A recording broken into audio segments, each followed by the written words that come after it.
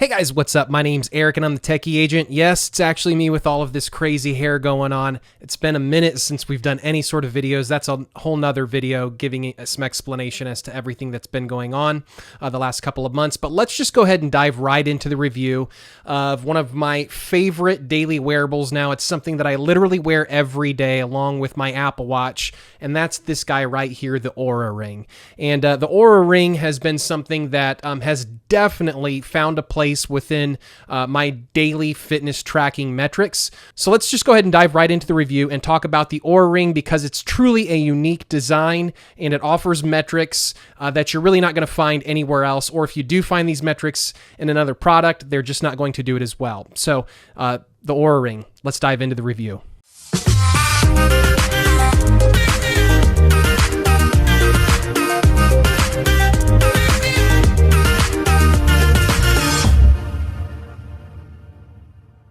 So let's go ahead and talk about the Oura Ring and exactly what it offers that's so different than a lot of the other conventional fitness trackers on the market.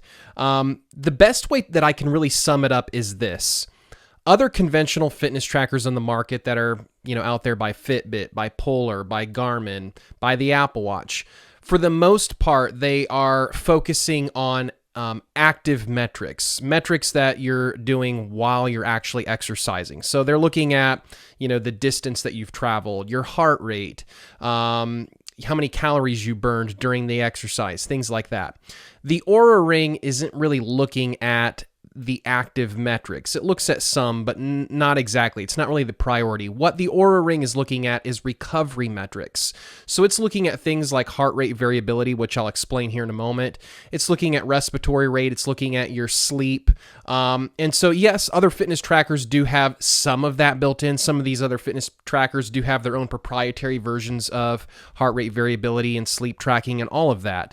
But the Oura Ring does it to a level of depth that none of these other fitness trackers can accomplish, and to a level of accuracy that none of these other fitness trackers can accomplish. It's really like all they do, all they focus in on are these recovery metrics. Yes, it's looking at things like your all-day calories and stuff like that, but its focus is on recovery metrics. So let me go ahead and we'll just dive into some screenshots. Obviously, this isn't one of those reviews where I show you B-roll footage of me working out like I've done in the past, because that's not what this fitness tracker focuses in on. It focuses on recovery. And I'm not going to show you like pictures of myself like laying in bed or eating my dinner or something like that, like recovering from my workout. So I'm just going to go ahead and have to show you the app and kind of do voiceover on the app to show you what it is you're looking at and why it's important and why I think it's helpful data to consider when you're someone who's just living life and wanting to be healthy. So let's go ahead and take a look at the app here. I'll show you some screenshots and kind of explain some of the data that we're taking a look at.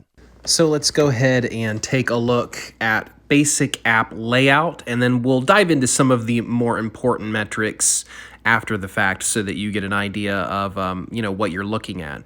So this is the home screen that you boot up to. In the upper right hand corner, you'll see a double ring. If you click on that, that'll tell you if your ring is connected and what the battery level is. Okay. Then at the bottom, you'll have your home, readiness, sleep, and activity. So those are the main things that you can scroll through on your home screen. So right now we're on our main home screen, which gives us kind of some overall metrics, or a readiness score, which if we click on that, that'll take us essentially to the Ready tab. Let me back out. We'll go back home here. You'll see some, basically like these little mini dashboards of metrics that should be important to you. But at the bottom, you can dive into those metrics a little bit deeper. So rather than just kind of scrolling down here and seeing, okay, I got a readiness score of 88, you can click on readiness and you can actually see, how it gave you that score, what metrics it was looking at to determine what your readiness score is. So you can see here, it says I have a readiness score of 88, which is excellent. My resting heart rate is 45 beats per minute, which is pretty good. Heart rate variability balance is looking good. Body temperature, all of that stuff there is looking pretty good. Had a pretty good night's rest the previous night. So you can see all of that there. You can also see some cool graphs. It'll show you, heart rate variability, resting heart rate, stuff like that. So that's going to be a readiness score that they give you based on these various metrics here. If you click on sleep, you'll get to see how well you slept. And again, you can look at sleep stages, all of this really interesting data here. Okay, over on activity, this is just really more or less just sensing your movement throughout the day, and it's giving you a calorie burn. Now you can go ahead and connect this with a lot of third-party applications. For example, I have this connected to my Apple Watch, so that way any sort of activity that I do on my Apple Watch is included on the algorithm here on the Oura Ring, and vice versa. So if my ring is detecting things like sleep and heart rate information, heart rate variability information, it passes that over to Apple, so both ecosystems are sharing information. So no matter which system I log into, if I'm looking at my Apple health applications or if I'm looking at the Oura Ring applications, both devices are kind of working in tandem to provide the metrics that you see. So that's super helpful. So yeah, here's activity. Okay, now if you want to look at, if you look at readiness, for example, it gives you all of these specific metrics here, like like resting heart rate variability balance, body temperature, etc. Well, if you want to do a deep dive on each and every single one of those metrics, you can click in the upper left-hand corner and you can click on trends. Now within the trends, you can see all of those same categories again, sleep, readiness, and activity, and you can look at the specific metrics that you're trying to take a look at. So for example, let's take a look at respiratory rate. You can see here it breaks it out with daily readings, weekly readings, and monthly readings, and you get a chart for that. So you can take a look at trends. You might find that at certain times of the day or night, your respiratory rate is increased or decreased. You might see that certain days that it increases or decreases, or specific months. And that could be related to, your health. It could be related to stress, a lot of other indicators. And you can also take a look at other metrics like body temperature. This will actually alert you if it senses that your body temperature is creeping up, like you could be getting a fever or could be getting sick. In fact, Oura Ring is working in tandem with some scientists to see if this can actually determine that you have COVID-19 before you are actually able to perceive any sort of symptoms. So really interesting data that they have here, that they're looking at trends, they're looking at other information to find out, to really dive in deep to look at things like even body temperature measurements on an hourly or minute by minute rate. So really interesting deep dives into metrics that you're not used to seeing on other fitness trackers. I mean, I don't really know of any other fitness tracker that takes body temperature readings. So that's really fascinating. Left and right within each one of these to see, different days, if you want to do that, if you want to kind of look at a history of stuff. Additionally, if you don't have another device that this is like another activity device, you can hit the plus sign here and you can add little notes for your day by adding a tag. You can click on this here and it will guide you through some different kind of meditative states. And then if you can also click on add a workout, and you can manually add whatever it is that you did, and it will kind of keep tabs then on that activity, how many calories you burned, all of that kind of stuff, and you'll be able to see that within the activity. You can still see here, it gives you a good idea of how many calories I burned. So basically, when I don't do a whole lot, when I don't move around much at all, I burn about 2,500 calories because I'm about 6'1" and have a little bit more muscle mass on me than normal. So my base metabolic rate is pretty healthy, compared to the average person. Okay, let me go ahead and just take a quick break to talk about why something like a readiness score or heart rate variability or these passive recovery metrics actually matter. There is a way in which you can sometimes not perceive your body to be as stressed as it actually is. So when your heart rate variability increases, what that means is that there's an increase in variability of time between the heart rate. So, between each heart rate, you would think that the more consistent the time is of your heart rate, that would, be a good thing. But what that's actually an indicator of is some kind of stress on your body. Now, it doesn't have to be physical stress, like you're tired. It could be emotional stress. It could be anxiety about something. But regardless, that kind of stress on the heart is going to impact your performance in the gym or when you're running or whatever activity it is that you're doing. It's going to impact the way in which you feel tired or rested at the end of the day. I mean, you guys have probably all experienced this on an anecdotal level where you wake up and you think that you feel great, but by like 3 o'clock, you're exhausted. You're really, really tired. And that could be because your heart rate variability is really bad. It could be that your heart is really working overtime because you're under a lot of physical, emotional, psychological stress, whatever it may be. Your body is under some kind of stress. Your heart is detecting that, and it's impacting your energy levels and your recovery. And so that's where something like the heart rate or this recovery score that you get from the Oura Ring is really important, because what it's helping you do is when you wake up in the morning and as you're going throughout your day, you can refer back to the app to see physiologically how your body is responding to the activities that you've just put it through.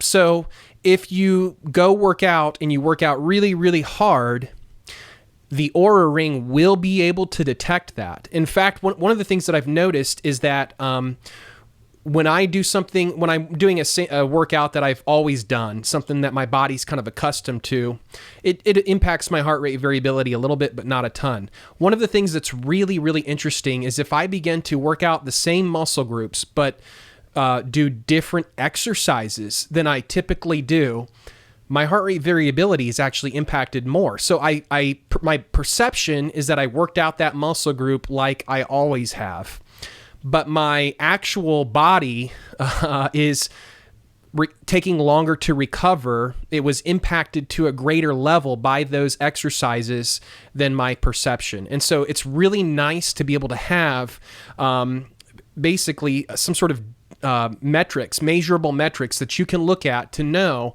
this is, how rested I am or am not. And so heart rate variability is the big one. Now, the thing is, there's other brands out there that are known for, their heart rate variability readings. Again, Garmin, Fitbit, Polar, all of them have some sort of proprietary version of it. Whoop Strap, the Whoop Strap is another really big brand that is all in kind of on recovery metrics. But you're just going to have to trust me on this because it would be a very long explanation.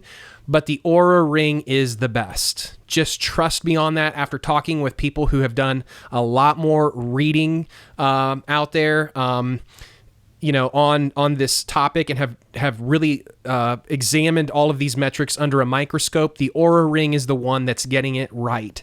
They're the ones that are the most accurate in terms of looking at recovery metrics, at least right now here in 2020.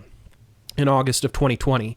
So that's why it's important. Your body is going to have a recovery process that you may not be able to detect, in yourself. And the Oura Ring helps you keep tabs on it. Conversely, it's not only going to let you know, hey, you're really tired, maybe you should rest a little bit and recover. It's going to let you know, hey, your body is indicating that you're ready to really push yourself hard. And sometimes you may actually wake up and think, oh, I feel a little bit tired or I feel like a little bit off today. But then you're looking at these metrics and you're like, well, you know what though? My respiratory rate is great. My heart rate variability is up. And so the Oura Ring is telling me that I can maybe push myself a little bit harder today than I think. And so it can be a motivator as well. It can be, a cautionary tale where it's telling you, hey, put the brakes on a little bit, be careful. You don't want to push yourself too hard.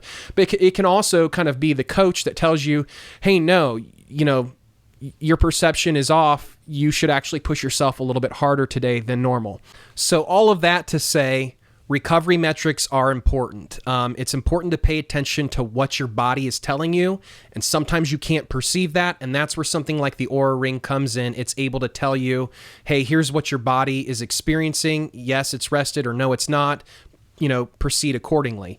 And for someone who's active or not active, it can be helpful to keep tabs on those metrics. You can know quickly by accessing your app, do I need to sleep better, or am I having issues sleeping? I've heard of people that were able to diagnose heart conditions or sleep conditions like sleep apnea based on wearing the Oura Ring, because the ring is telling them, hey, you might think that you're sleeping throughout the night, but you're waking up every hour on the hour, or really, really consistently you're waking up.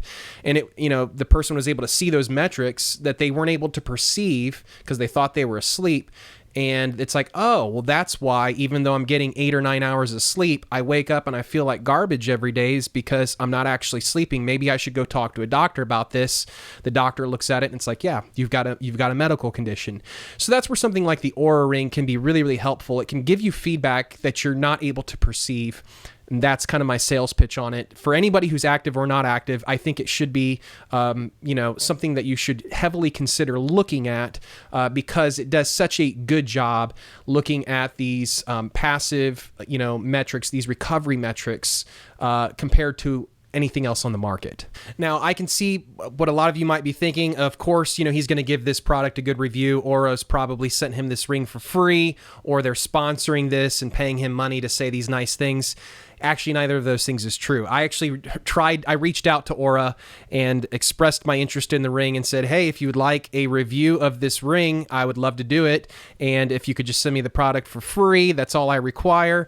Hoping to get a free ring out of it. They did not even bother to respond to my email, unfortunately. I didn't want to pay for this ring because it is expensive, but I went ahead and had to do that just for the review purposes. And in the process of reviewing it, I decided, you know what, I could return this product if I really didn't like it, but I liked it so much that I went ahead and kept it.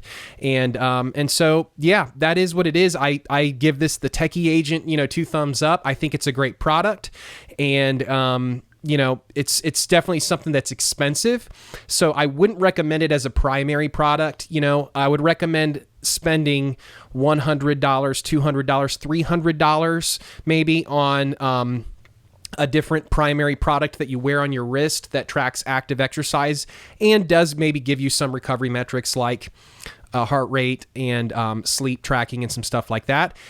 And then if you really, really want to do the deep dive, then that's where the Oura Ring makes sense for people that, want to do that extra deep dive on biofeedback metrics that it offers.